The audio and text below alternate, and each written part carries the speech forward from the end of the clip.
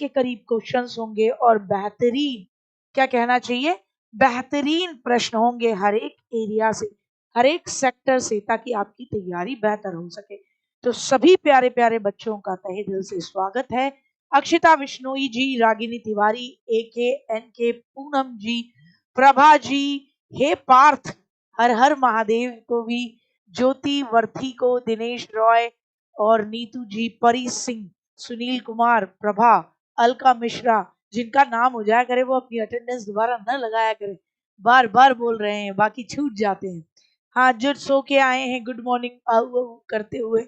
पहला पहला प्रश्न प्याजे प्याजे भैया, पहला पहला प्रश्न प्याजे भैया से आ जाइए एकदम बढ़िया तरीके से। प्याजे और वाइगॉट्स्की भैया से पहला प्रश्न है आपका, आपको जवाब देना होगा। और आपको क्लासेस भी दी थी, आपको शॉर्ट वीडियो भी दिए थे, कंटेंट पे बताएंगे। प्याजे और वाइगॉट्स्की के सिद्धांतों में समानता है, आपसे पूछ रहा है गुड्डा जी, समानता क्या है? एक बार फटाफट से बताएंगे कि क्या समानता है। बच्चों की खुद की शिक्षा में संलग्नता और जुड़ाव, क्या उन्होंने, बच्चे खुद की शिक्षा में जुड़ाव महसूस करते, एंगेज होते हैं, भली बात कही है। संज्ञानात्मक प्रक्रियाओं में संस्कृति की भूमिका, क्या दोनों ने ये कहा है कि आपके सीखने में संस्कृति इंपॉर्टेंट है। भाषा और विचार के बीच संबंधों के बारे में उनके चिंतन में समानता है, या बच्चों के विकास में चरण जैसी प्रगति पर ध्यान। पहला प्रश्न क्यों गलत करना चाह रहे हो? तुमसे समानता पूछी है, बातचीत करना बंद करके फोकस कर लो। प्रश्न ऐसे हैं, न जानो पूछो कैसे हैं। 50 प्रश्न ऐसे हैं जो मेरे हाथ से लिखे हुए प्रश्न हैं, कहीं नहीं मिलेंगे। और वो प्रश्न ऐसे हैं जो एकदम ताता थैया हाय री मोरी मैया ये मुंह से निकलवा देंगे तुम्हारे कि क्या कर दिया। जिसने भी सी बताया गलत है। भाषा और विचार के बीच में उनके चिंतन में समानता नहीं, असमानता है। जब मैं तुमसे असमानता पूछूं तब तुम बताना कि भैया मैम भाषा और विचार में दोनों भैया जियों के बीच में असमानता है। कि एक तो वाइगॉट्स्की ये कहते हैं, वाइगॉट्स्की ये कहते हैं कि पहले आती है भाषा और फिर आते हैं विचार, भाषा से प्रभावित होते हैं आपके विचार। प्याजे कहते हैं कि भैया पहले आते हैं विचार, उससे प्रभावित होती है भाषा। तो ये तो दोनों के बीच में क्या है, असमानता। मैं पूछ रही हूं समानता। बच्चों के विकास में चरण की बात वाइगॉट्स्की नहीं करते, काट दीजिए। संज्ञानात्मक प्रक्रिया में संस्कृति की बात, ठीक है, ये बात केवल कौन करते हैं? तो कहोगे वाइगॉट्स्की करते हैं, प्याजे नहीं करते। ये बात कौन करता है? वाइगॉट्स्की करते हैं, प्याजे ने की। तो प्याजे की तो आलोचना ही इसी बात पे है कि वो संस्कृति को नेग्लेक्ट करते हैं। उत्तर क्या है? ए है। तो जितने भी बच्चों ने ए दिया अपनी पीठ थपथपाइए, जितने भी बच्चों ने बी और सी दिया अपने गाल थपथपाइए और नींद से जाग जाइए, क्योंकि अगर उस दिन किसी ने खुरापात करते हुए ऐसा ही प्रश्न बना दिया तो भैया गुड मॉर्निंग तुरंत बैड हो जाएगी। पहले प्रश्न पे गुगली गई है और सभी बैट्समैन से मेरा अनुरोध है थोड़ा सा एकदम ध्यान दे दें। भावनाओं, व्यक्तित्व और सामाजिक संबंधों में परिवर्तन और स्थिरता किस विकास में शामिल है? आपसे पूछ रहे हैं changes and stability in emotion, change करना इमोशन में, stability, personality and social relationship किस में आएगा? Psycho social development, cognitive development जिसे बोलते हैं मेंटल डेवलपमेंट, व्यक्तित्व विकास या भावनात्मक विकास। देखिए, आपके भावनाओं, आपकी इमोशन की बात है, पर्सनालिटी की और सामाजिक संबंध, ये आते हैं आपके साइको सोशल डेवलपमेंट में। किस में आते हैं? साइको सोशल डेवलपमेंट में आएगा। क्यों आएगा? सामाजिक संबंधों में परिवर्तन हो गया, भावनाओं में परिवर्तन हो गया।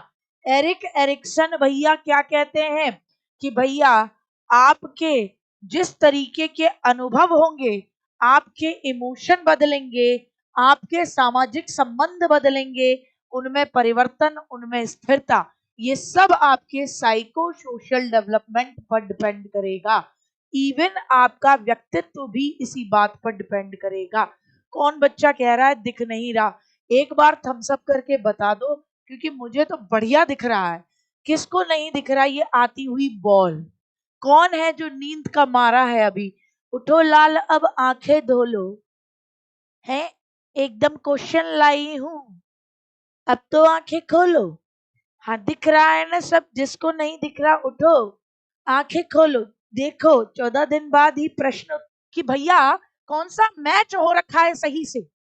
तो बेशक मानक मूल्यांकन तुलना करता है, रैंकिंग करता है, गलत है, ये बात गलत है, लेकिन करता तो यही है ना, तो नेचर के हिसाब से मैच करना था ना। इसीलिए तो बोलते हैं कि हमेशा पॉजिटिव और नेगेटिव से अलग जाकर बुद्धि का प्रयोग करके क्या थोड़ा क्वेश्चन भी पढ़ना सीखो कि पूछ ही क्या रहा है तुमसे। तुमसे ये नहीं कर रहा कि मूल्यांकन सबसे अच्छा कौन सा होता है, तुमसे साफ पूछ रहा है कौन सा सही से मैच हो रखा है। तो बात को समझो। तो जो भी इधर उधर झांका झांकी कर रहा है, जो भी इधर उधर अभी भी नींद के आगोश में जागो। ऐसे आई ओपनिंग प्रश्न है, न जानो पूछो कैसे आई ओपनिंग प्रश्न। आ जाओ। स्कूलों को उस ढांचे के भीतर काम करना चाहिए जो तैयार उत्पाद और सीखने के परिणामों का आकलन करते हैं। कह रहे हैं स्कूल उस ढांचे के अंदर काम करे जो तैयार उत्पाद और सीखने के परिणाम का आकलन करे। यानी स्कूल किसका आकलन करे कि भैया उत्पाद प्रोडक्ट क्या निकला, प्रोसेस ना देखे बालक की, क्या देखे, प्रोडक्ट देखे कि नंबर कैसे आ रहे हैं, कि भैया बढ़िया कर रहा है कि नहीं, और सीधे परिणामों का आकलन करे, क्या ये बात सच्ची मुच्ची सही लगती है, भैया मुझे तो ये बात गलत लगती है तो काट दो। अब देखो गलत में कौन सा है जहां ए गलत है, उत्तर तुम्हारा बी है। ठोको ताली, बजाओ अपनी अपनी पीठ पर दो शाबाशी।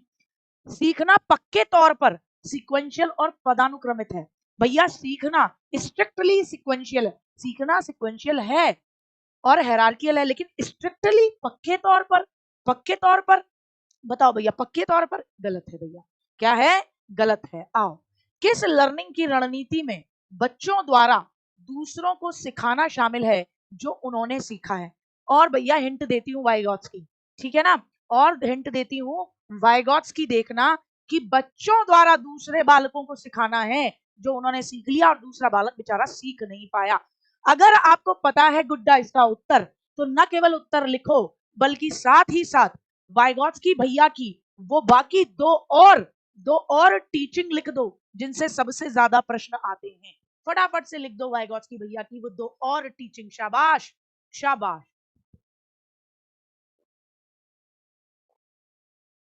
गर्म पानी कोई पीना चाहेगा? बताओ। जेडपीडी टीचिंग की बात कर रही हूँ, जेडपीडी नहीं, जेडपीडी तो मेरे बच्चे अंतर है, इसके फोल्डिंग मदद है। कोऑपरेटिव लर्निंग और कोलैबोरेटिव लर्निंग। शाबाश।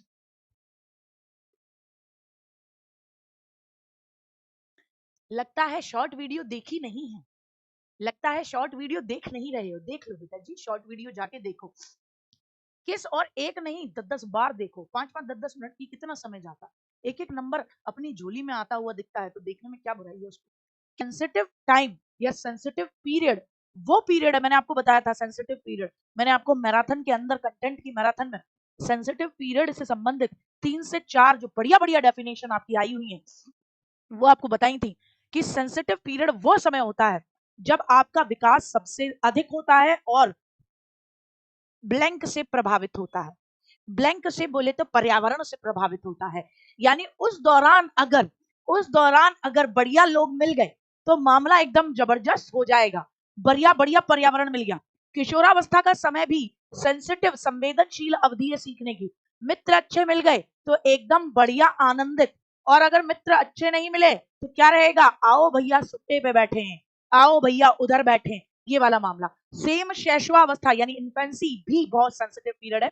पर्यावरण कैसा मिल रहा है, कितना आप ध्यान दे रहे हो, कितना आप उसको सीखने में इन्वेस्ट कर रहे हो, ये कुछ पर्यावरणीय कारक विशेष रूप से आपके जनरल डेवलपमेंट के लिए महत्वपूर्ण कारक होते हैं। वंशानुगत कारक नहीं कहे जाएंगे क्योंकि हेरिडिटी से जो बिल्ट होना होता है ना हमारे अंदर, वो जब हम दुनिया में आए तभी बिल्ट हो जाता है। ठीक साहब। उत्पत्ति मूलक कारक, उत्पत्ति मूलक कारक का मतलब जेनेटिक फैक्टर सेम पहले ही काम कर चुके हैं।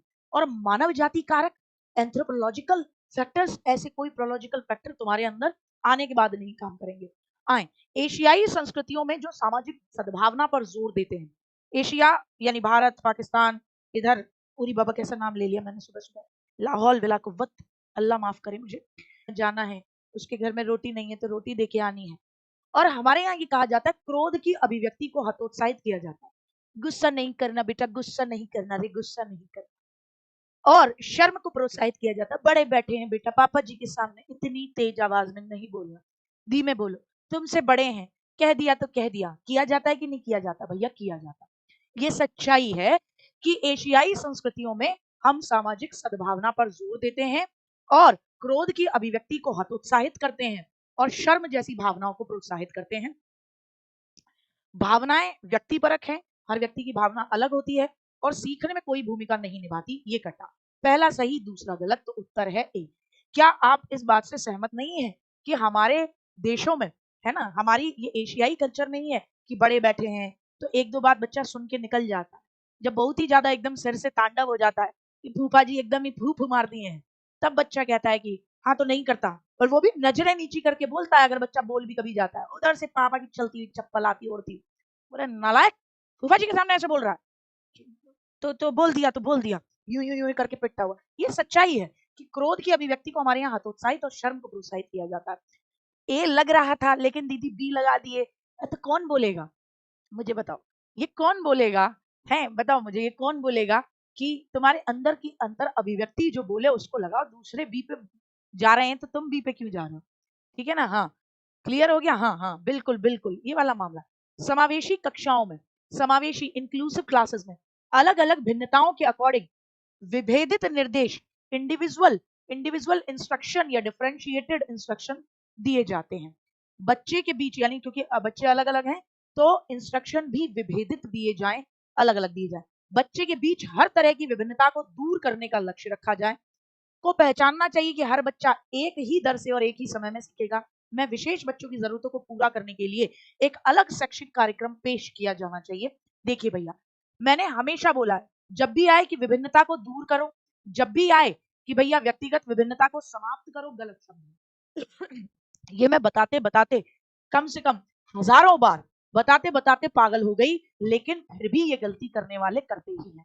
अरे भाई, समावेशी कक्षा में अलग अलग भिन्नताओं के अकॉर्डिंग अलग अलग निर्देश, विभेदित निर्देश दिए जाते हैं।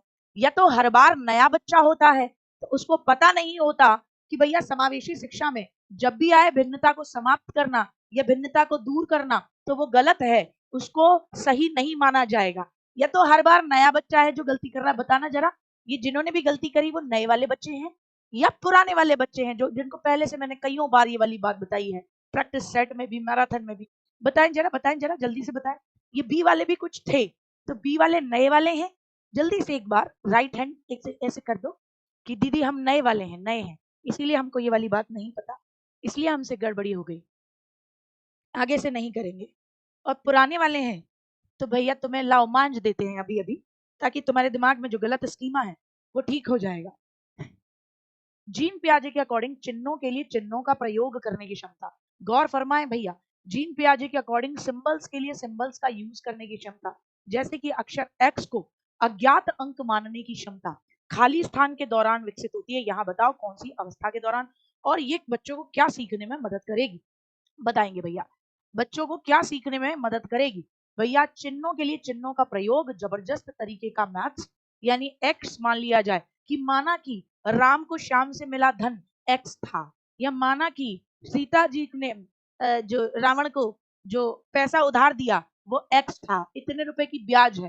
तो भैया यहाँ आपसे कहा जा रहा है कि क्षमता के खाली स्थान के दौरान विकसित होती है। तो हम ये जो माना कि एक्स लगाते हैं मैथ्स में, वो कब आएगा? तो भैया वो आएगा फॉर्मल ऑपरेशनल में, और ये बच्चे को मदद करेगा किसमें? बीज गणित और गणना में, यानी एलजेब्रा और कंप्यूटेशन सीखने में मदद करेगा। अब देखो भैया, ब्रूनर से भी इसको समझा जा सकता था। कैसे समझा जा सकता था? जरा मुझे बताओ, ब्रूनर भैया की 3 स्टेज आप बताएंगे जल्दी से। ब्रूनर भैया की 3 स्टेज है। पहली है जिसे बोलते हैं क्रियात्मक, इनएक्टिव, क्या बोलते हैं पहली स्टेज को भैया की को? इनएक्टिव। दूसरी को बोलते हैं आइकॉनिक, और तीसरी को बोलते हैं सिंबॉलिक, जिसमें प्रतीकों का नहीं चिन्हों का प्रयोग होता है। सिंबॉलिक, अरे यार सिंबॉलिक कैसी खतरनाक होगी, सिंबॉलिक, ठीक है, सिंबॉलिक, ठीक, सिंबॉलिक। और यहाँ सिंबल की ही बात हो रही थी, अंतिम स्टेज की बात हो रही थी, ऐसे भी मिलाया जा सकता था, जैसे भी मिलाना चाहो। एक प्रगतिशील क्लास में आकलन कैसा होगा? अब बताओ, अच्छे वाले आकलन का गुण बताना है कि एक प्रगतिशील क्लास में आकलन क्या होगा? आकलन मानक संदर्भित होगा। मानक संदर्भित तो सबसे गंदा होता है, क्योंकि ये क्या बताता है? ये रैंक कर बताता है कि बच्चे की कितनी रैंक है, ये तुलना करता है। गतिशील होगा, गतिशील डायनेमिक होगा, उद्देश्यपूर्ण होगा, योगात्मक भी नहीं होगा। अब इन दो में से क्या लगाते हो? उद्देश्यपूर्ण होगा या गतिशील होगा? आराम से बताने का, आराम से बताने का रे बाबा, आराम से बताने का। बिल्कुल, प्रगतिशील क्लास में आकलन गतिशील होगा। आकलन गतिशील होगा मतलब आकलन ऐसे चल चल के जाएगा। अभी यहाँ खड़ा है आकलन, फिर यहाँ खड़ा होगा, हेलो, फिर यहाँ खड़ा होगा।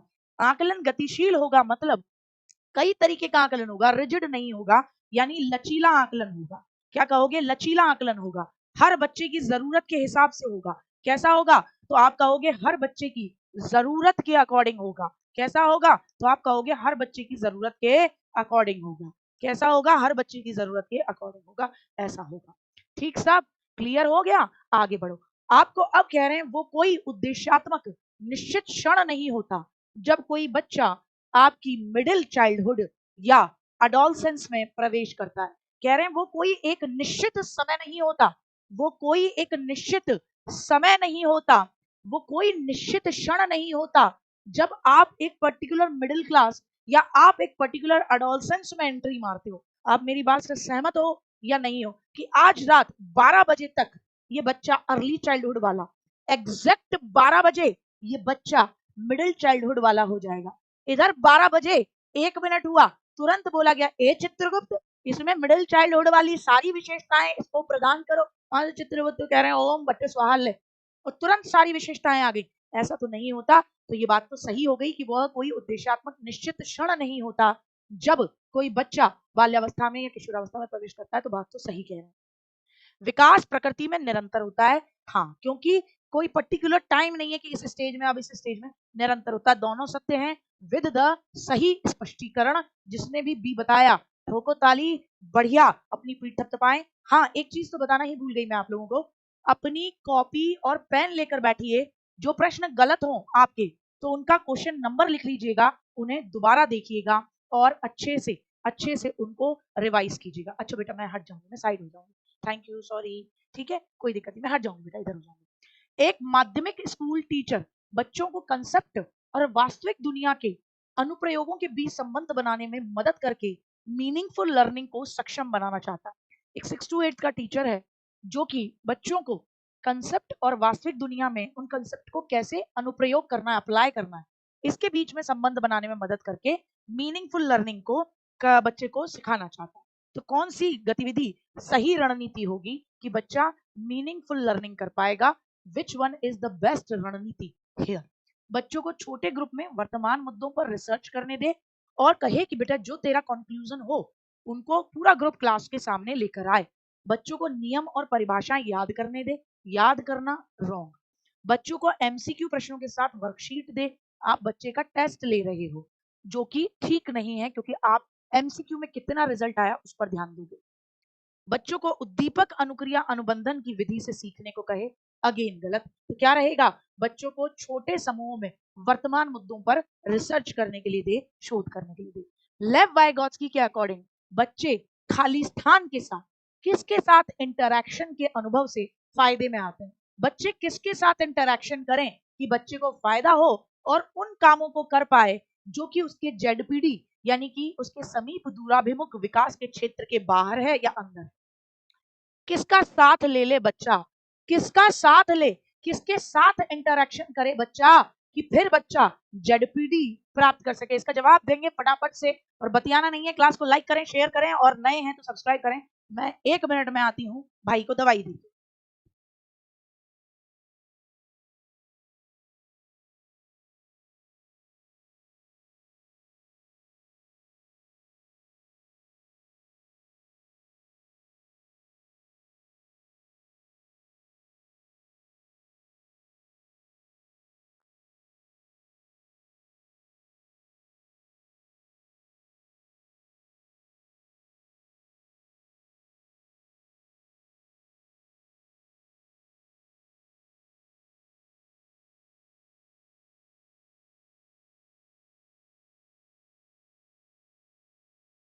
तो क्या जवाब दे दिया भैया? क्या आया आपका उत्तर? देखिए, बच्चे किसके साथ इंटरेक्शन करते हैं? तो बच्चे अधिक जानकार अन्य लोगों के साथ इंटरेक्शन करते हैं। और हमेशा याद रखना जेडपीडी अंदर होता है। जेडपीडी क्या होता है? आपके संभावित विकास क्षेत्र, आपके पोटेंशियल के अंदर अंदर का मामला आप प्राप्त करते हो, विद इन होता है। हमेशा इस डायग्राम को याद रखना बढ़िया तरीके से, बस पढ़ते चलो, पीडीएफ भी मिलाना नहीं, और बता दूंगी सभी पीडीएफ वही मिला करेंगे। ठीक है, आ जाओ। डिसलेक्सिया क्या है? डिसलेक्सिया कैसी स्थिति है जो बच्चों की खाली स्थान की क्षमता को प्रभावित करती है? बताइए भैया, डिसलेक्सिया, डिसग्राफिया, ये सब क्या है? मैंने आपको बताया था कि जितनी भी ये आपकी लर्निंग डिसेबिलिटी है, ये सब क्या होती हैं, ये सब किससे जुड़ी हुई होती हैं? तो आप बताएंगे डिसलेक्सिया कैसी स्थिति है जो बच्चे की कौन सी क्षमता को प्रभावित करती है। हमेशा याद रखो जितनी भी लर्निंग डिसेबिलिटी है, सब की सब आपकी न्यूरोलॉजिकल डिसऑर्डर है, सबकी सब आपकी सेंट्रल नर्वस सिस्टम की प्रॉब्लम्स है। और डिसलेक्सिया में आपको पढ़ने में दिक्कत होती है, तो ध्वनात्मक प्रसंस्करण में दिक्कत होती है, आप ध्वनियों को, साउंड को, चित्रों को जोड़ नहीं पाते, तो यहाँ दिक्कत होती है इसमें। संवेदी नहीं है, संवेदी होती तो आपके मूवमेंट में दिक्कत, गति संवेदी गतिक होती, उसमें दिक्कत वाला मामला रहता है। आए भैया, निम्नलिखित में से कौन एक समावेशी कक्षा का उदाहरण नहीं है? आपको बताना है which is not the example, not the example of inclusive education. कहां पर दिख रहा है कि इंक्लूसिव एजुकेशन के जो मेन उद्देश्य होते हैं उनको फॉलो नहीं किया जा रहा? नॉट द एग्जाम्पल, प्रतिस्पर्धी लोकाचार को प्रोत्साहित करना, कॉम्पिटेटिव इथोस यानी कंपटीशन बढ़ाना। भैया कंपटीशन नहीं बढ़ाता तो प्रतिस्पर्धा, कंपटीशन को काट दीजिए, यकीन मानिए बहुत गंदा है। विविध दृष्टिकोणों का यानी different different diverse point of views को साथ में लेकर चलना, ये होता है। उचित आवास का पालन करना यानी रीजनेबल अकोमोडेशन, ऐसा हो कि हर बच्चा आसानी से स्कूल की बिल्डिंग में आ सके, हर बच्चे की जरूरत के हिसाब से अलग अलग निर्देश, सब सही है। और हमसे पूछा नहीं गया था तो हमारा उत्तर क्या है? ए हमारा उत्तर है, ए हमारा उत्तर है, क्योंकि हमसे क्या पूछा गया है? नॉट पूछा गया है, तो हमने ए उत्तर दिया। यहाँ एक चीज याद रखनी है गुड्डा, हम क्या करते हैं जनरली एग्जाम टाइम पे, क्या होता है स्किप हो जाता है, हम नहीं को हाँ पढ़ जाते हैं, हाँ को नहीं पढ़ जाते हैं। तो क्या करना, पेंसिल मिलती है, बाकी तो अलाउ नहीं करते हैं, बट आपके पास अपनी अपनी पेंसिल होती है, तो पेंसिल से ना नहीं पूछा गया, ऐसी चीजों को सर्किल कर लिया करना कि मुझसे नहीं पूछा जा रहा है तो मुझे नहीं का ही जवाब देना है। एक टीचर ने नोटिस किया कि उसका एक बच्चा बहुत ज्यादा विचलित है, बहुत ज्यादा बच्चा क्या है, विचलित है, और उसे क्लास के दौरान फोकस करने में परेशानी होती है। बच्चा बहुत ज्यादा विचलित है, क्लास के दौरान ध्यान देने में परेशानी होती है, तो कौन सी रणनीति बच्चों को केंद्रित रहने में मदद करने के लिए एक इफेक्टिव रणनीति होगी? इफेक्टिव रणनीति कौन सी होगी? बताना भैया आपको कि भैया बहुत ज्यादा बच्चा विचलित रहता है, क्लास के दौरान उसे दिक्कत होती है, बहुत ज्यादा विचलित है, आप कहोगे मम्मी पापा को बुलाकर उसके खिलाफ सख्त अनुशासनात्मक डिसिप्लिनरी कार्यवाही करोगे कि भैया ये बेकार है, ये बच्चा आपका देखो बदतमीजी करता है। बच्चे को क्लास के दौरान बार बार काम करने के लिए दे दोगे, ये कर, चल तेरा काम ये है, बच्चा कहेगा मैम हो गया, ये ले अब ये वाला कर। बच्चे को अपनी ध्यान अवधि बढ़ाने के लिए सख्ती से कहना कि फोकस बढ़ाना है, फोकस ही दुनिया में सब कुछ है, फोकस बढ़ा अपना।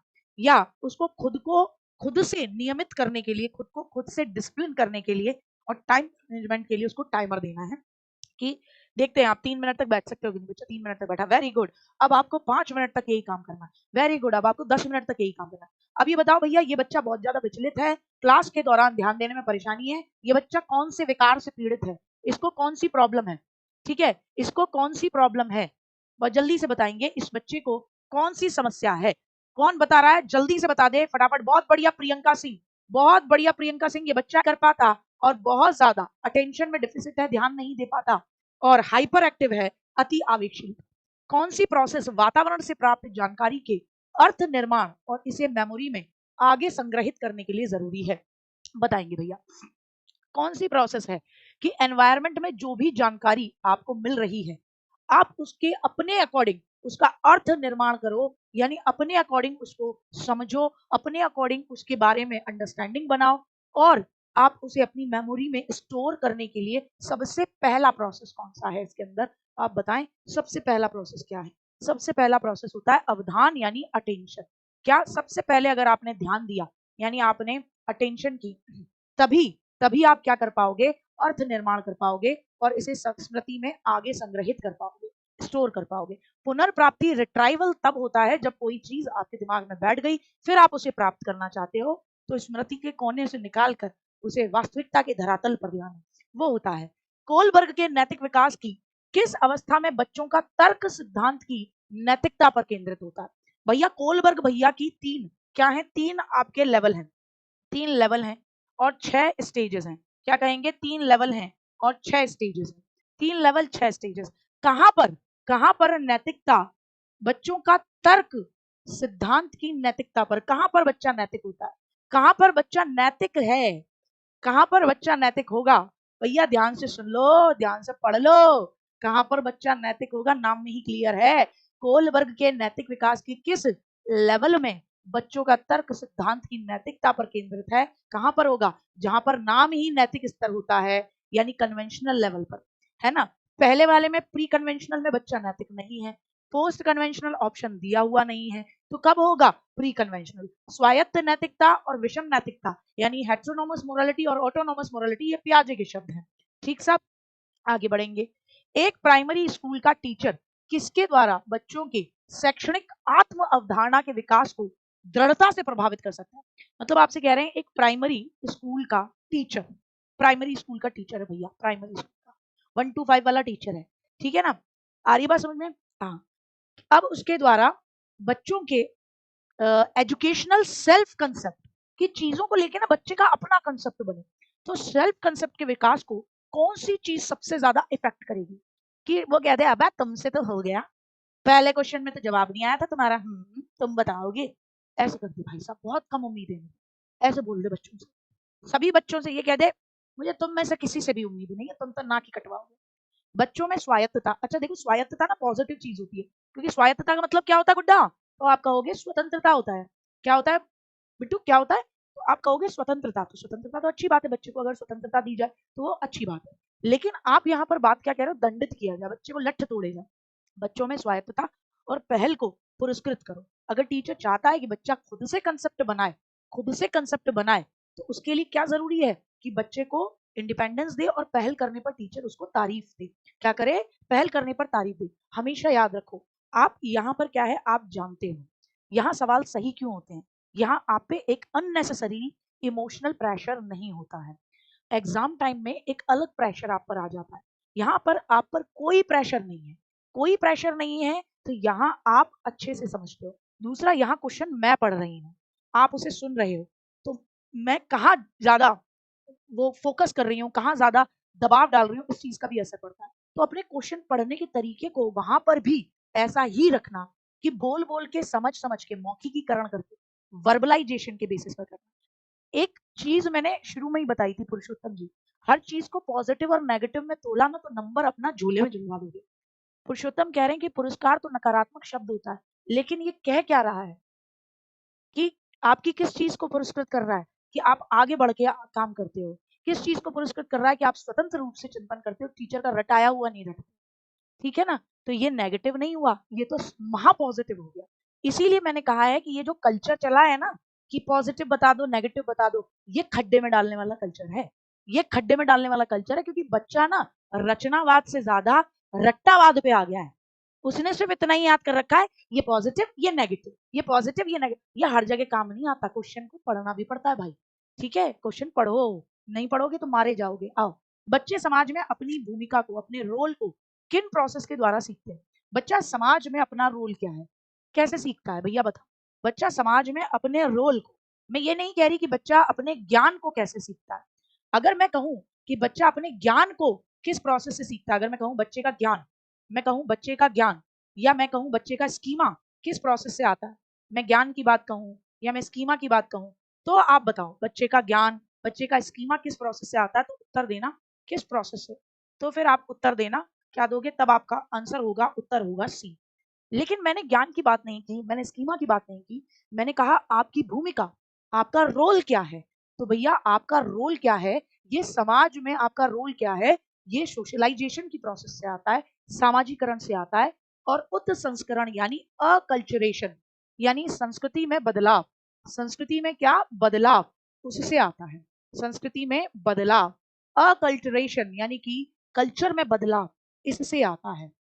ठीक साहब, मैंने आपसे ये नहीं कहा कि बच्चे का ज्ञान या स्कीमा किस प्रोसेस से आता है। अगर मैं ज्ञान स्कीमा की बात कर रही थी तो आप बिल्कुल सही थे, अडॉप्टेशन, अकोमोडेशन, है ना, असिमिलेशन, तो बात बहुत सही थी। मैंने कहा बच्चे समाज में अपनी भूमिका कैसे सीखते हैं कि भैया बड़ों के सामने ऐसे हाथ जोड़कर नमस्ते करनी है, ये समाज के अकॉर्डिंग ढालने की प्रक्रिया सामाजिकरण कहलाती है। तो प्रोसेस में आपको सामाजिकरण में जाना था और साथ में उप संस्करण यानी संस्कृति। मैं इसीलिए कह रही हूँ समय लीजिए लेकिन क्वेश्चन अच्छे से पढ़िए, और मैंने शुरू में ही कहा है प्रश्न ऐसे न जानो पूछो कैसे। और ये बात मैंने उस दिन भी कही थी जब मैंने कंटेंट की मैराथन कराई थी कि भैया कहीं से भी पढ़ लेना, ऐसे क्वेश्चन कराऊंगी आत्मा तृप्त हो जाएगी, टॉपिक रिवाइज हो जाएंगे, क्वेश्चन को कैसे पढ़ना है और क्वेश्चन कैसे पूछे जा सकते हैं ये वाला मामला भी रहता है।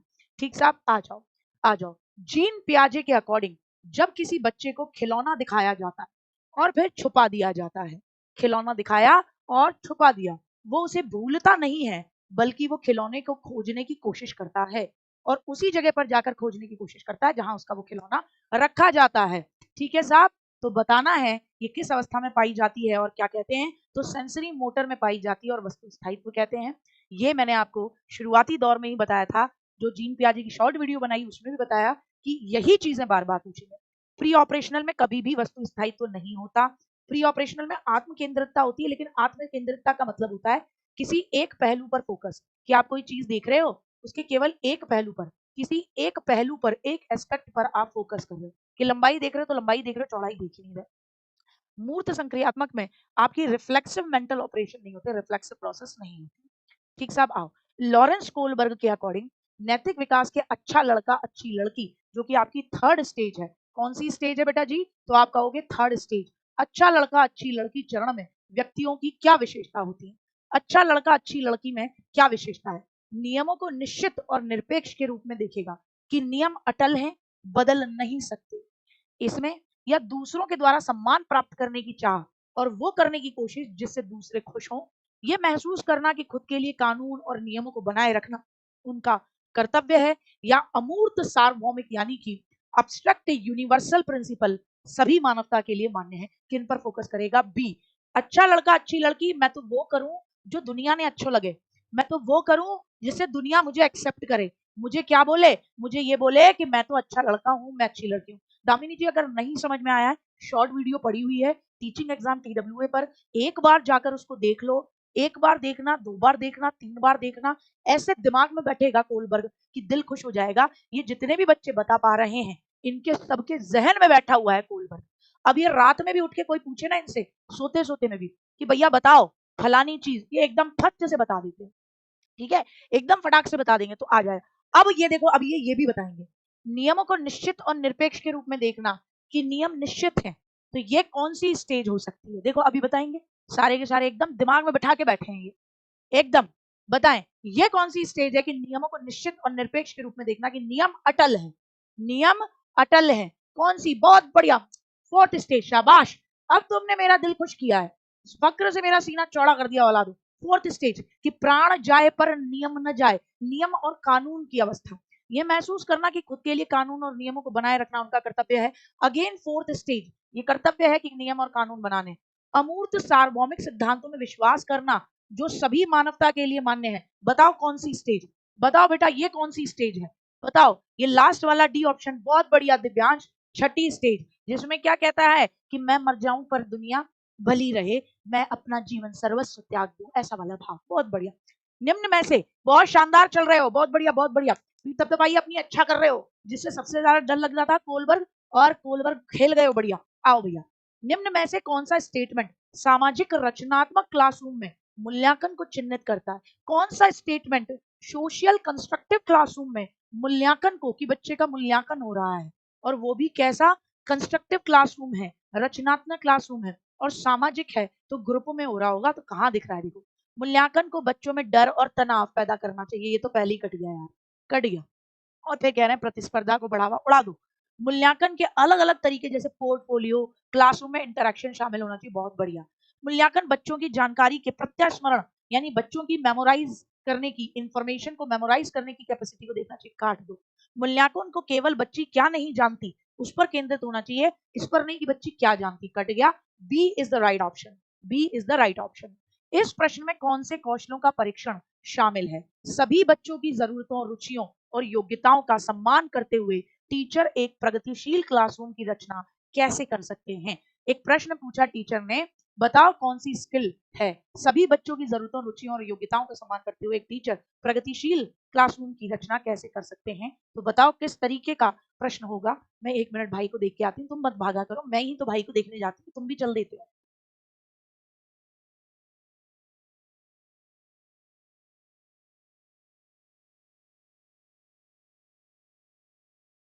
सच्ची तुम कह रहे हो तो लगा रही हूँ बेटा। ये तो बात सही है, केवल ज्ञान का मामला नहीं है, केवल बोध का मामला भी नहीं है। अभिसारी सोच, क्या बताया था, कन्वर्जेंट सोच यानी कंजड़ वाली सोच, और कंजड़ सोच यानी बेकार।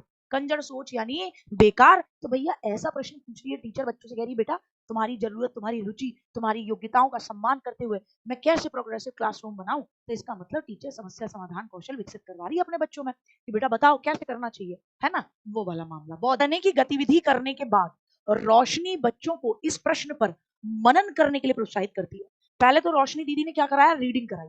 उसके बाद दीदी ने कहा बेटा मनन करो। मनन का मतलब क्या, इस पर चिंतन करो, रिफ्लेक्शन करो, इस पर सोचो। किस क्वेश्चन पर, आपने अपने पाठक होने के बारे में क्या सीखा। अगर आप पाठक होते तो क्या सीखते, अगर आप पाठक हो तो क्या सीखते। तो रिफ्लेक्ट करने की कह रही है, मनन करने की कह रही है, मेटाकॉग्निशन यानी अपने ज्ञान का ज्ञान करना, अपनी सोच पर सोचना, अपने किए हुए काम पर सोचना। मेटाकॉग्निशन, अधिसंज्ञान बोले तो परासंज्ञान, अधिसंज्ञान बोले तो परासंज्ञान। क्या होता है, अपनी सोच की, अपनी सोच पर सोचना, अपनी सोच पर सोचना, अपने किए हुए काम पर सोचना, ये कहलाता है बेटा जी मेटाकॉग्निशन।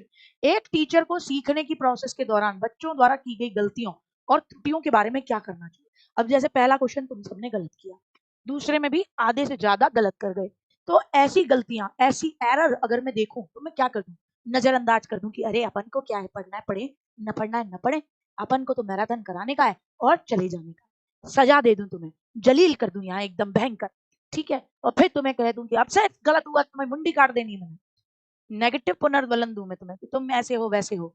या बच्चों में संज्ञानात्मक द्वंद पैदा करने के लिए उपयुक्त कार्य नीतियां सोचूं, क्या करूं। अब देखो, अगर बहुत बढ़िया, डी सबका डी, डी इज फाइनल कि आप, मैं ऐसी अप्रोप्रिएट स्ट्रेटेजी सोचूं ताकि कॉग्निटिव कॉन्फ्लिक्ट्स पैदा हो, द्वंद पैदा हो। पक्का, पक्का डी, डी सबका सही है। अब अगर बेटा जी आप पॉजिटिव नेगेटिव के झमेले में जिंदा रहते हैं ना, तो आप ये कहते हैं दीदी संज्ञानात्मक द्वंद नेगेटिव शब्द होता है। संज्ञानात्मक द्वंद नेगेटिव शब्द होता है, बोलते हैं ना आप, यही बोलते हैं कि दीदी द्वंद होना यानी द्वंद होगा दिमाग में मेरे, मतलब कंफ्यूजन। द्वंद का मतलब तुम इसको सही मान रहे हो, इसको सही मान रहे हो, और फिर कह रहे हो दोनों में से कौन से सही है। तो दिमाग में क्या हो गया, कॉन्फ्लिक्ट हो गया। बोले दीदी ये तो, ये तो है ना दिमाग में बड़ी दिक्कत कर देगा, तो ये तो नेगेटिव होगा। नहीं, ये पॉजिटिव है, कारण तुम एरर कर रहे हो। इसका मतलब तुम्हारे दिमाग में क्या चल रहा है, तुम्हारे दिमाग में एक अलग तरीके का कंसेप्ट है, तुम्हारे दिमाग में स्कीमा अलग है। अब तुम्हारे दिमाग में जो स्कीमा है वो गलत है, अब मैं सही वाला स्कीमा दे दूं तो क्या होगा, क्या रहेगा बेटा, फिर रहेगा कॉन्फ्लिक्ट पैदा होगा। तो कॉन्फ्लिक्ट पैदा कराने के लिए सही स्कीमा दूंगी तो कॉन्फ्लिक्ट तो ऑटोमेटिकली पैदा होगा।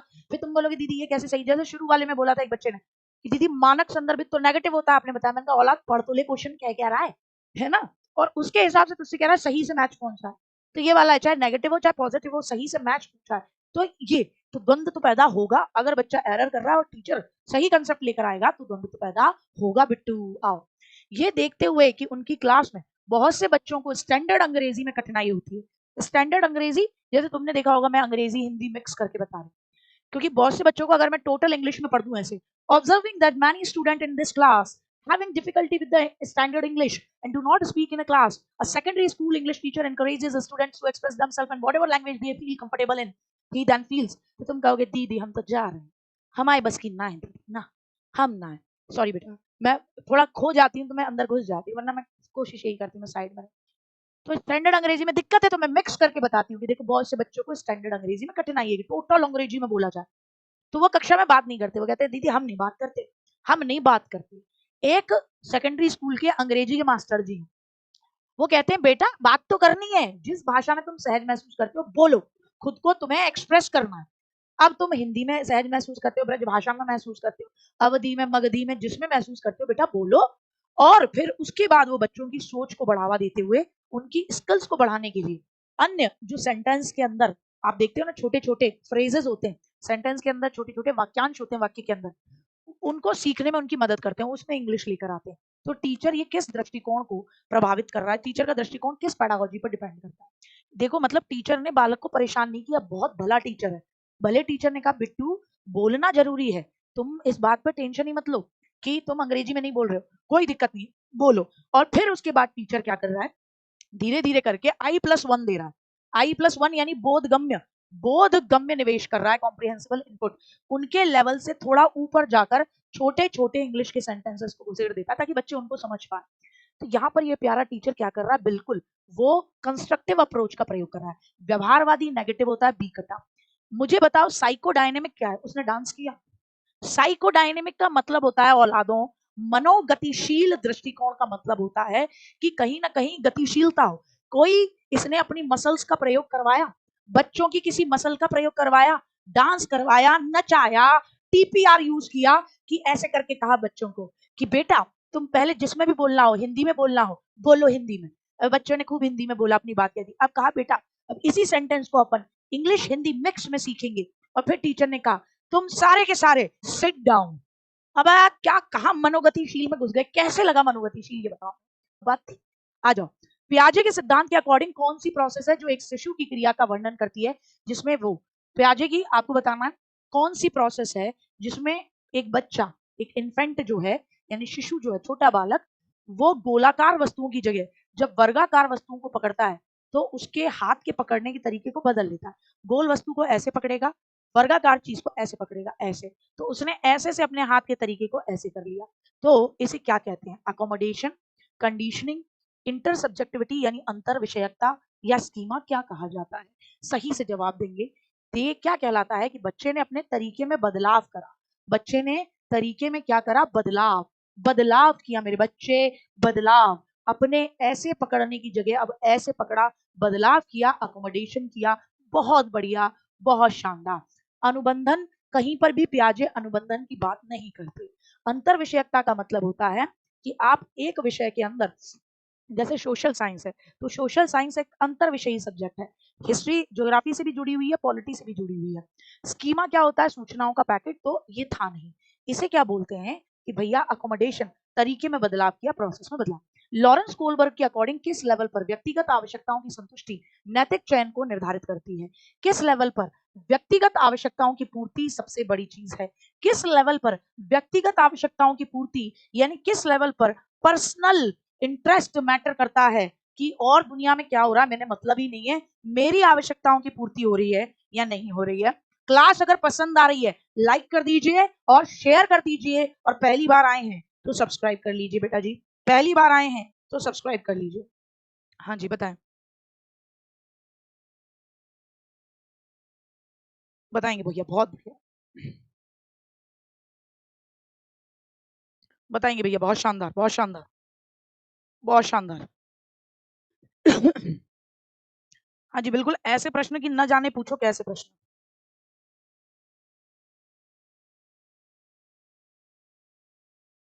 क्या रहेगा बिट्टू, टिट फॉर टैट रहेगा। बच्चे को कोई मतलब ही नहीं है। बच्चा कहता है कल मैंने तेरे को टॉफी खिलाई थी, बोले हाँ, आज तू अपनी खिला, नहीं खिलाता तो भैया भाग भाग, अब तेरी मेरी दोस्ती खत्म, कुट्टा पुट्टा हो जाएगी। व्यक्तिगत आवश्यकताएं ही होनी चाहिए पूरी, यानी यहाँ बच्चा सिंपल बात करता है, तू मेरे लिए कर वरना मैं तेरे लिए नहीं करता। दंड और आज्ञा पालन, बच्चा मिठाई नहीं खा रहा क्योंकि डर है बाद में पापा जी सूतेंगे, बढ़िया वाला लठ चला देंगे। सार्वभौमिक नैतिकता, हे प्रिय मैं खुद को जला लूं ताकि तुम हाथ सेक सको, यानी दुनिया का भला हो जाए। अच्छा लड़का अच्छी लड़की, गोल्डन रूल, बोले अपने को दिमाग ही नहीं लगाना, अपने को तो एक ही चीज पता है, और वो चीज क्या पता है कि भैया अच्छा लड़का अच्छी लड़की वो जो समाज की सारी बातें मान ले। लेवल 1 और स्टेज 2, बहुत बढ़िया कृष्णा मूवमेंट, बहुत बढ़िया मेरे बच्चे। निम्न में से किस तरीके की मान्यता रखने वाले बच्चे क्लास में लर्निंग की ओर उन्मुख होंगे और बेहतर प्रदर्शन करेंगे। कौन से बच्चे, कौन से बच्चे आपकी क्लास में लर्निंग की तरफ फोकस करेंगे और बहुत अच्छा रेस्पॉन्स देंगे। कौन से बच्चे, जो अपनी जन्मजात योग्यता को बिल्कुल भी बदला नहीं जा सकता। आप बताओ, जो बच्चा ये सोचता हो कि भैया जो मेरी इनेट एबिलिटीज है, बोले भैया मैं तो जन्म से ही ऐसा हूं और अब मैं इसमें बदलाव नहीं कर सकता, वो बच्चा मेहनत करेगा और बेहतर प्रदर्शन करेगा। या जो मेहनत से खुद की लर्निंग और प्रदर्शन में बदलाव लाया जा सकता है ये सोचते हैं, वो पढ़ने की तरफ फोकस करेंगे और बेहतर प्रदर्शन करेंगे। या फिर वो जो ये कहेंगे अरे जो पास हो जाते हैं सीटेट में किस्मत का खेल है, मेहनत हमने भी बहुत की थी, मानो मेरे लाल कहीं कमी रह गई थी, चाहे छोटी कमी रह गई थी पर रह गई थी।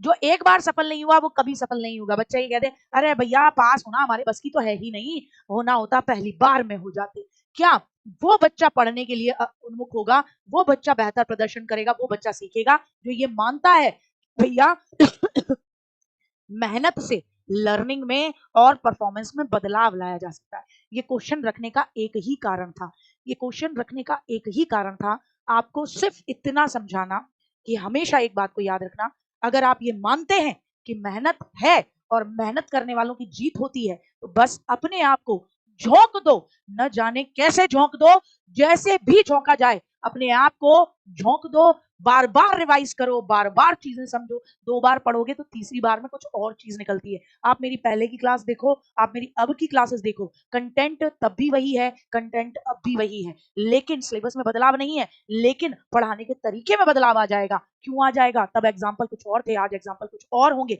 कारण आप जितनी बार उस चीज में रमते जाते हो उतने अच्छी चीजें निकालते जाते हो। जिसको लग रहा है फास्ट चलो बेटा जी, वो आपसे हाथ जोड़ के निवेदन है, मैं घंटे पूरे करने के लिए नहीं खड़ी होती, मेरे को कोई सैलरी नहीं मिलती घंटे पूरे करने के लिए, है ना, या कम समय में ये क्वेश्चन पूरे करने के लिए, मैं अपने बच्चे को मेहनत से पढ़ाना चाहती हूँ। आपको अगर लगता है बेटा जी कि फास्ट चलना है, मेरे बहुत सारे बच्चे छूट जाएंगे, हो सकता है आप तेज गति से पढ़ने वाले बच्चे हो, मैं मना नहीं करती और गलत भी नहीं, तो आप चाहे बाद में देख लेना, क्योंकि आप 2x पर देखकर भी शायद बातें समझ जाओ, बाकी बच्चे न समझ पाए, तो आराम से चलने दो। बच्चों में कंसेप्ट की वैकल्पिक अवधारणा। अब भैया मैंने कोई कंसेप्ट बताया, आपने उसका अल्टरनेट अपने दिमाग में कुछ और सीख लिया, दीदी इसका मतलब ये होता है, दीदी इसका मतलब ये होता है, तो बच्चों में कंसेप्ट की जो अल्टरनेटिव कंसेप्ट बच्चा बना लेता है, वो बच्चे द्वारा रचित सहज सिद्धांत को बताता है, बच्चे की अपनी समझ को बताता है। किसको बताता है? उसकी अपनी समझ। और अच्छा ये बताओ, ये सहज सिद्धांत बच्चे को कैसे आते हैं? जैसे मैंने कोई चीज समझाई, बच्चे ने उसे अपने तरीके से समझ लिया, तो वो क्या है? बच्चे का सहज सिद्धांत है। इसीलिए बच्चे की अल्टरनेट क्या कंसेप्ट बन गया, बच्चे ने मेरे से अलग अपना अल्टरनेट कंसेप्ट बना लिया। 2 प्रश्नों के जवाब देने जो पूछते हैं, ये सहज सिद्धांत बनते कैसे हैं? कैसे बनता है बच्चे का ये सहज सिद्धांत? और आपको बताना है क्या ये सहज सिद्धांत तार्किक होता है या अतार्किक होता है? आपको बताना है तार्किक होता है या अतार्किक होता है, लॉजिकल होता है या इलॉजिकल होता है? बताएंगे लॉजिकल या इलॉजिकल। ए तो बिल्कुल सही है, ए सही है, मैं बताऊंगी सी क्यों नहीं है। अधिगम की प्रक्रिया में अर्थहीन है, अर्थहीन कभी नहीं होता मेरे बच्चे, अर्थहीन कभी नहीं होता। बहुत बढ़िया, तार्किक होता है। इसका जवाब क्यों नहीं दे रहे हो बिट्टू? इसका क्यों नहीं दे रहे? सहज सिद्धांत कैसे बनते हैं? सहज सिद्धांत बनते हैं, तुम्हारा किसी सोच को लेकर सहज सिद्धांत बन गया। जैसे गुड़िया को लग रहा है दीदी तीसरा क्यों सही नहीं है, तो उसका सहज सिद्धांत ये बना हुआ है, गुड़िया का सहज सिद्धांत ये बना हुआ है कि दीदी जो भी बच्चा अल्टरनेट थिंकिंग करता है वो उसके बहुत शानदार, बहुत बढ़िया, नतमस्तक हूँ, उसके पूर्व अनुभव से बनता है, उसके अनुभव से बनता है। कैसे बनता है? उसके अनुभव से बनता है। अब गुड़िया ने क्वेश्चन लगाए होंगे 3-4, अब गुड़िया के दिमाग ने उसको इस तरीके से समझाया कि उसको ये लगता है कि ये सहज सिद्धांत बेकार होते हैं। नहीं, बेकार नहीं होते, अर्थहीन नहीं होते, बहुत फायदेमंद है, क्योंकि वो किससे जुड़े हुए हैं बिट्टू? वो बच्चे के अनुभव से जुड़े हुए हैं। और टीचिंग में, लर्निंग में कभी भी बच्चे के अनुभव को बेकार नहीं बोला जाता है, क्योंकि बच्चे के पास अपना तर्क है। आपने कहा, आपने क्लास में, मैंने इसका एक एग्जाम्पल दिया था कि आपने क्लास में आकर कहा कि जल रंगहीन है, बालक बोला मैडम रंगहीन ना हो जल। आपने कहा बेटा कैसे? तो बच्चे ने तर्क दिया कि नाले का पानी काला है। अब भैया उसका सहज सिद्धांत है, उसने अपने अनुभव के आधार पर बनाया है और बकायदा तर्क दिया है। तो याद रखिएगा, अल्टरनेटिव अवधारणाएं, सहज सिद्धांत, वैकल्पिक अवधारणाएं, वो बच्चा अपने अनुभव से जो उसने देखा उसके हिसाब से बनाता है और वो उसको तर्क के हिसाब से देता है। और बच्चे के वैकल्पिक अवधारणाएं, बच्चे के सहज सिद्धांत में बदलाव करने के लिए आपको भी तर्क देने होंगे। आपको ये नहीं कहना बेटा हे पागल, है पानी काला होता है, नाले का पानी असली काला है, पीने का पानी काला देखा तुमने? आपको तर्क देना पड़ेगा कि बेटा रूह अफ़ज़ा मिलाओ तो पानी ऑरेंजेस हो जाता है, इसके अंदर फलाना मिलाओ तो ये हो जाता है। तो आपको तर्क देना पड़ेगा, ये बात याद रखनी। बच्चों के शारीरिक विकास का सीधा संबंध किससे है? बच्चों के शारीरिक विकास का सीधा संबंध किससे है? मेरे छोटे बच्चे से है। छोटी सी थोड़ी, हाँ बेटी,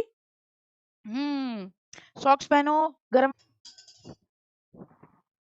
ओह माय लवली बेबी, किससे है बच्चे के शारीरिक विकास का संबंध?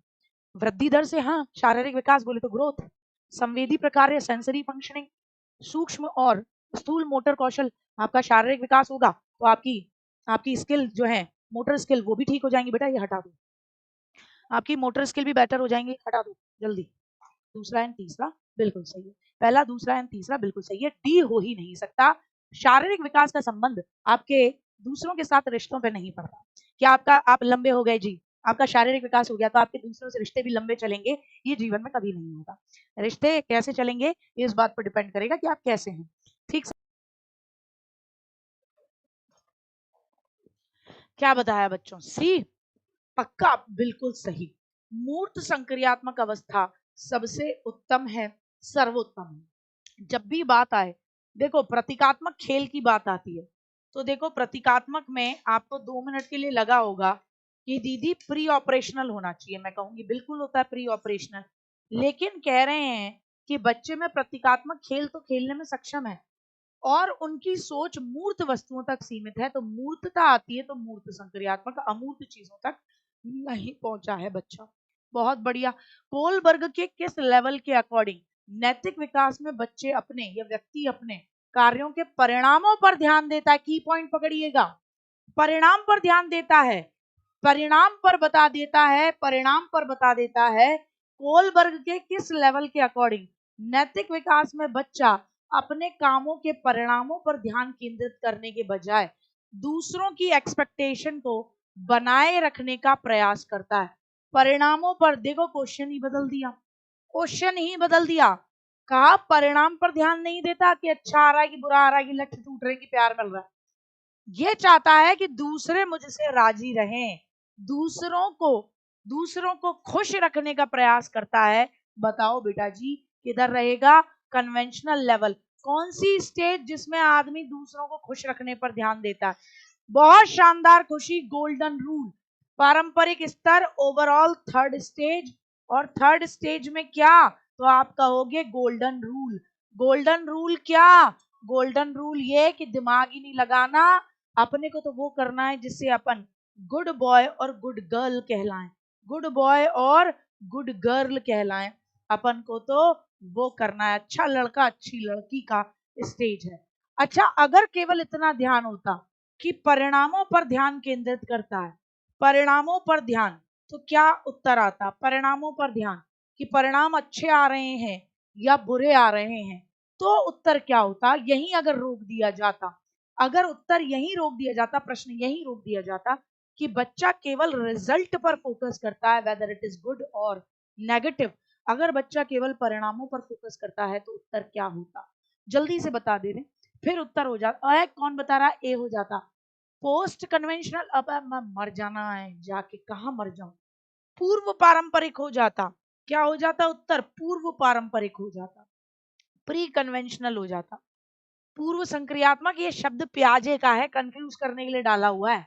ये प्याजे भैया हैं, प्याजे भैया की स्टेज है, ठीक है। अगर केवल लिखा होता रिजल्ट तो आपका उत्तर हो जाता प्री ऑपरेशनल, प्री कन्वेंशनल। कक्षा में विविधता के अनुकूलन वातावरण बनाने के लिए किस पर ध्यान केंद्रित करना चाहिए?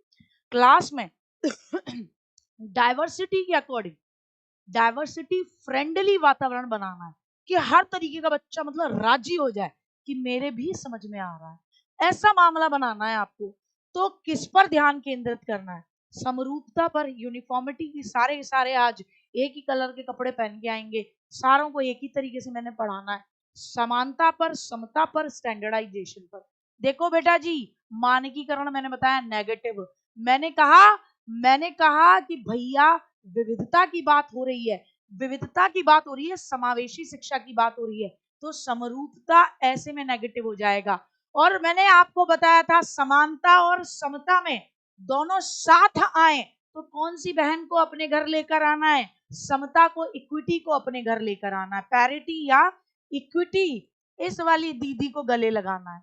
क्यों लगाना है? क्योंकि समानता का मतलब क्या होता है? लगता है ये भी नए नए जुड़े हैं जो समानता बता रहे हैं। समानता का मतलब होता है कि मेरी क्लास में विविधता थी, मेरी क्लास में एक एफ फॉर फिश थी, मेरी क्लास में एक सी फॉर कौवा था, क्रो, मेरी क्लास में एक खरगोश था, रैबिट था मेरी क्लास में, और इन सारों को मैंने कहा तैर कर दिखाओ, मैंने सारों को कहा तैर कर दिखाओ। इन दोनों ने अपना सिर खुजाया, कौवा बोला मैं तैरना जाना ही नहीं कभी, रैबिट बोला मैंने तो जी कदी कदी पानी विच हाथ ही नहीं डाला, मैं कैसे तैरेंगा जी, और फिश बोली ओहो मैं तो फर्स्ट आ गई, मैं तो फर्स्ट आ गई।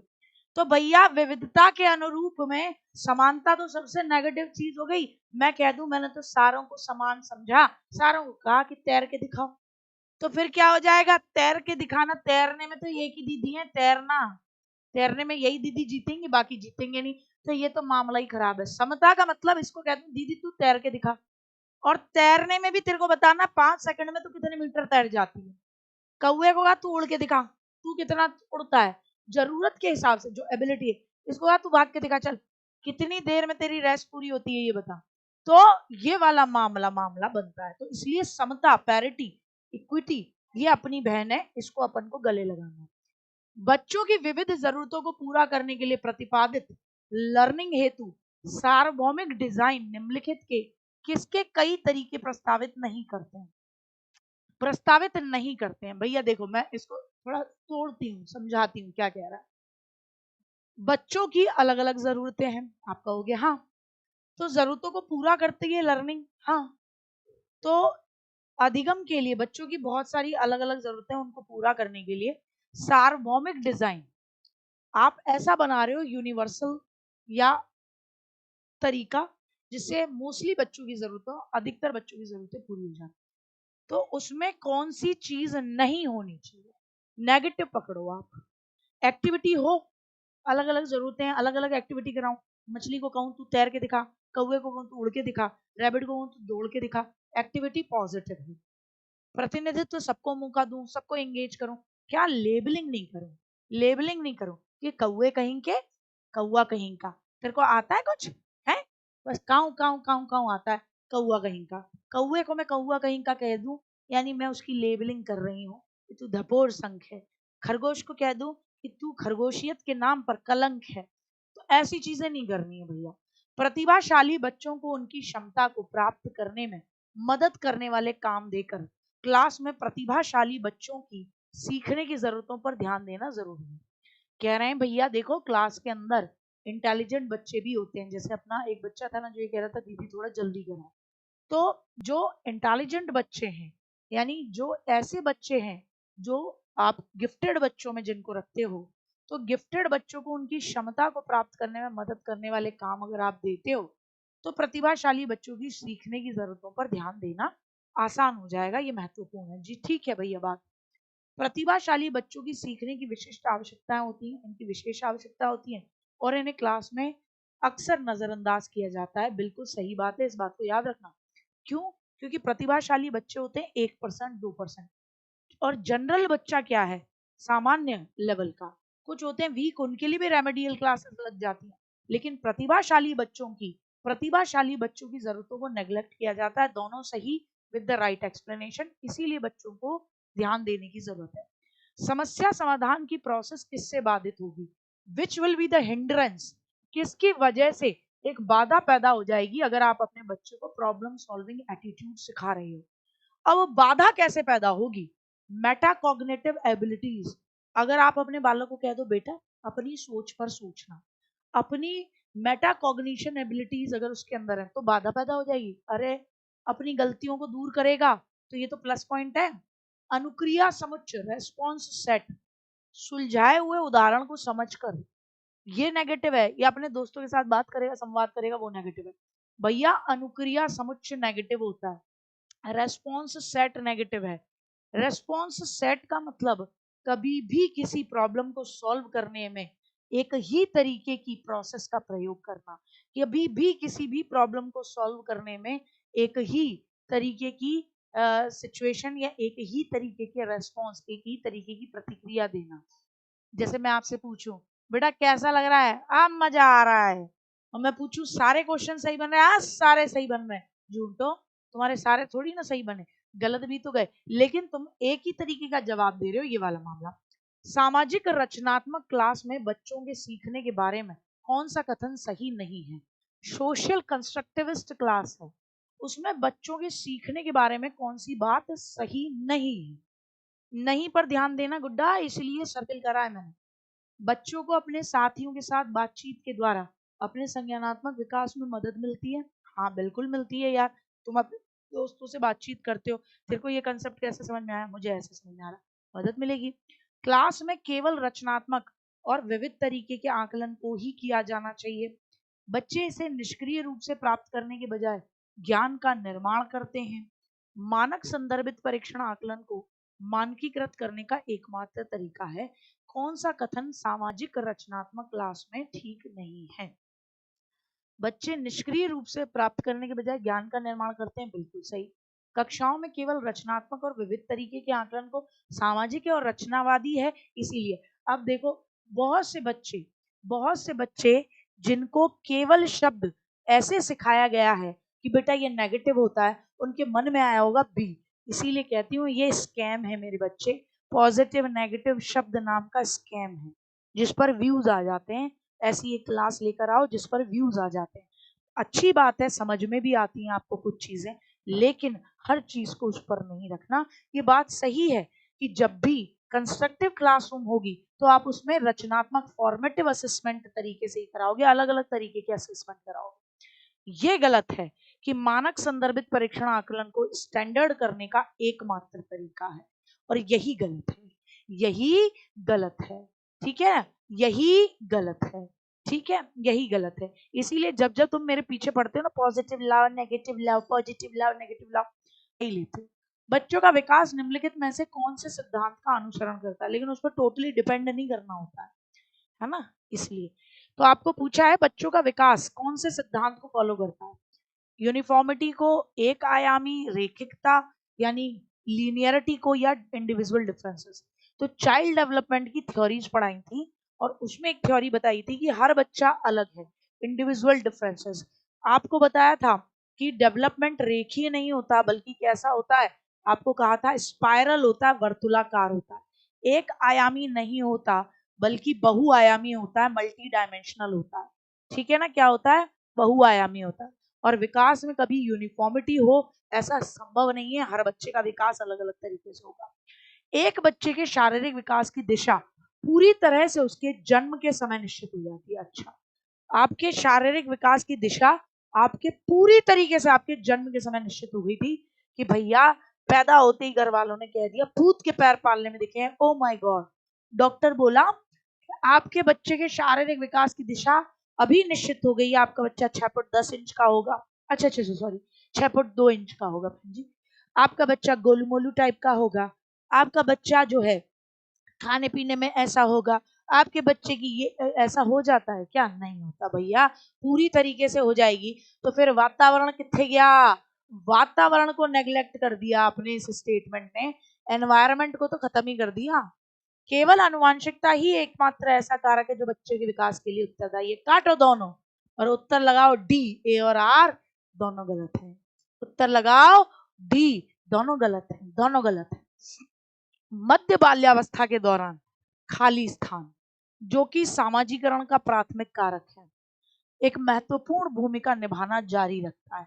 सामाजिकरण का प्राथमिक कारक क्या होता है? प्राइमरी क्या होता है?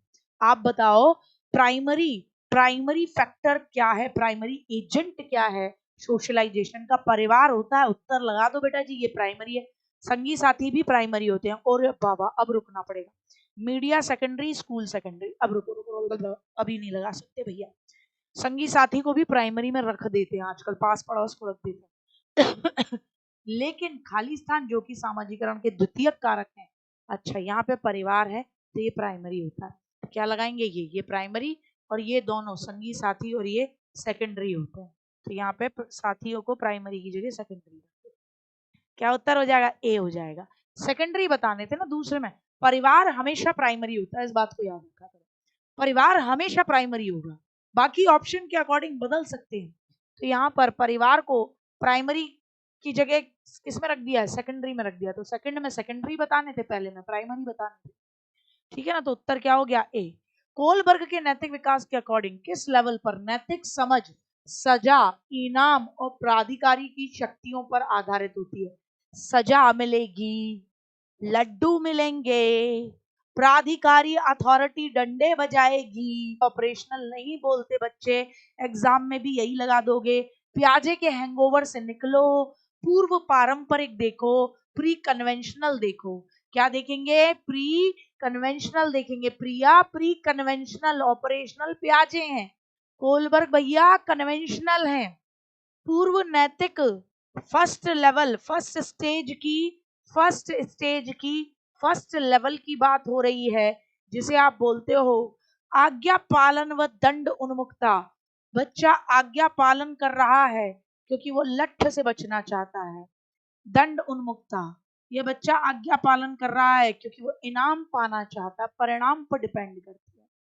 आ जाओ, एक टीचर को बच्चों को प्रभावी समस्या समाधान करता बनने में सक्षम किस प्रकार बनाना चाहिए? एक टीचर अपने बच्चों को टॉप का बच्चा बनाना चाहता है, समस्या समाधान करता बनाना चाहता है, जैसे मैं तुम्हें बनाना चाहती हूँ। कैसे बनाऊं? तुम्हें डराऊं? पेपर बहुत खतरनाक आता है, अगर तुमने ये वाले क्वेश्चन नहीं बनाए तो तुम्हारा कुछ नहीं होगा, बेकार बात। तनाव और चिंता प्रेरित कर दूं, अभी क्या समझ रहे हो, नहीं बन रहे और मत पढ़ो, और नहीं भैया ये भी नहीं करना। निष्क्रिय संस्मरण रणनीतियों के उपयोग को प्रोत्साहित करो, रट्टा मार लो मेरी मैराथन का, ये भी नहीं करना। क्या कहना है? सादृश्य चिंतन के उपयोग को प्रोत्साहित करूं कि बेटा जैसे क्वेश्चन मैं लेकर आ रही हूं समझ पर आधारित, ऐसे ही क्वेश्चन आएंगे, ये कुछ मैंने बनाए हैं, कुछ उधर से बने बनाए आएंगे, तो इसी तरीके से सोचना, ऐसे ही पढ़ना। तो समस्या समाधान करता बनाने के लिए टीचर क्या करता है?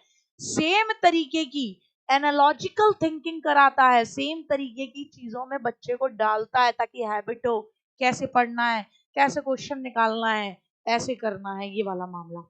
मध्य विद्यालय के बच्चों में, यानी छठी से लेकर 8वीं वाले बच्चे, ज्ञान निर्माण और अर्थ बनाने की प्रक्रिया को सुगम बनाने के लिए किसका प्रयोग करना चाहिए? मैं चाहती हूँ मेरे बच्चे का ज्ञान का निर्माण एकदम टॉप हो, अर्थ बनाए मेरा बच्चा खुद से समझ के बढ़िया। क्या करूं मैं?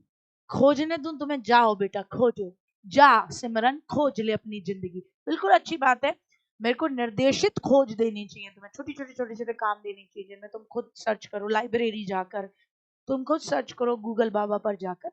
सामाजिक संपर्क, हाँ, यानी लोगों से इंटरेक्शन करो, समुदाय को मिलाएंगे, प्रयोग करने का मौका भी देना चाहिए। व्यवहार के साथ अनुबंधन औलादों, अनुबंधन किसका होता है? जो तुम डी पर चले जाते हो, सी वाले अपनी पीठ थपथपाएं, डी वाले अपने गाल थपथपाएं। अरे चौथा नहीं होगा मेरे बच्चे, व्यवहार का अनुबंधन, ये क्वेश्चन जानबूझकर अनुबंधन करके मैंने लिया। अनुबंधन का मतलब क्या? कंडीशनिंग का मतलब क्या? कंडीशनिंग व्यवहारवादियों की होती है, कंडीशनिंग व्यवहारवादियों की होती है। व्यवहारवादी मानते हैं कि कंडीशनिंग करा दो और फिर उसके बाद तुम जो चाहो सो करवा लो बालक में। कंडीशनिंग से अरे बच्चा कोई पावलव का डॉगी है, बच्चा कोई स्किनर भैया का चूहा है, या बच्चा कोई थॉर्नडाइक भैया की बिल्ली है जो तुम जैसे चाहोगे वैसा अनुबंधन करवा लोगे? नहीं होगा, नहीं होगा मेरे बच्चे। व्यवहार का अनुबंधन नेगेटिव, ज्ञान निर्माण नहीं, ज्ञान रटाई होगी इसमें। और अब अगर तुमने कभी व्यवहार का अनुबंधन को पॉजिटिव करा, जब तक कि प्रश्न ये नहीं कहता व्यवहारवादी क्या सोचते, तो तुम्हारी पिटाई होगी इसमें, ठीक है? सही करो। आओ 50वां प्रश्न, उसके बाद बताना कितने बने। कॉपी पेन लेकर बैठे हो? आओ नेक्स्ट फेंका तुम्हारे सामने। बच्चों को अपनी सफलता और विफलता के लिए आंतरिक कारकों को जिम्मेदार ठहराने पर प्रतिबिंबित करने के लिए प्रोत्साहित करें। कि मैं ये कहूं बेटा अगर तुम्हारे नंबर अच्छे आ रहे हैं, इसमें गार्गी मैडम का कोई हाल नहीं, कोई हाथ नहीं, मतलब, और मेरा तो कर्तव्य था तुम्हारे लिए करना, मैंने कर दिया बेटा। विफलता आ रही है तो इसमें भी मेरा कोई हाथ नहीं, नहीं, विफलता में बेटा मेरा ही हाथ है कि मैं तुम्हें ढंग से नहीं समझा पाई, शायद ये कारण था। तो लेकिन फिर भी अगर बच्चा कहता है सफल हो रहे हैं तो भी हम ही हैं, विफल हो रहे हैं तो भी हम ही हैं, तो आंतरिक कारकों को जिम्मेदार ठहराने पर प्रतिबिंबित करने के लिए प्रोत्साहित करें। तो मुझे तुम्हें प्रोत्साहित करना चाहिए बेटा, अपनी सफलता असफलता के तुम ही हो सिकंदर, अपने मुकद्दर के सिकंदर तुम ही हो, जिससे उन्हें खुद पर कंस्ट्रक्टिव वे में काम करने में मदद मिलती है। बिल्कुल, अगर टीचर ये कहता है कि अपनी सफलता विफलता के तुम ही हो सिकंदर, तो बच्चे को लगता है बाकी कैसे सफल हो रहे हैं गुरु, मैं कैसे असफल हो रहा, तो वो कंस्ट्रक्टिव तरीके से काम करेगा, खुद पर अपनी कमियों को जांचने की कोशिश करेगा। वरना बच्चा जनरली क्या कहता है? बच्चा जनरली आके एक ही लाइन लिखता है। क्या कहता है बच्चा? एक ही बात कहता है, मेरे 80 आ रहे हैं, मैं क्या करूं? अरे मेरे लाल, सफलता असफलता के आंतरिक कारकों को जान। सफलता और असफलता के आंतरिक गुण व्यक्तियों को कड़ी मेहनत करके अपने प्रदर्शन को बेहतर बनाने में मदद करते हैं। जी, सत्य और सही व्याख्या बताओ। 50 में से कितने? 43 में से 38। पूजा लेट आए थे गुड्डा, कोई बात नहीं। नेहा 45।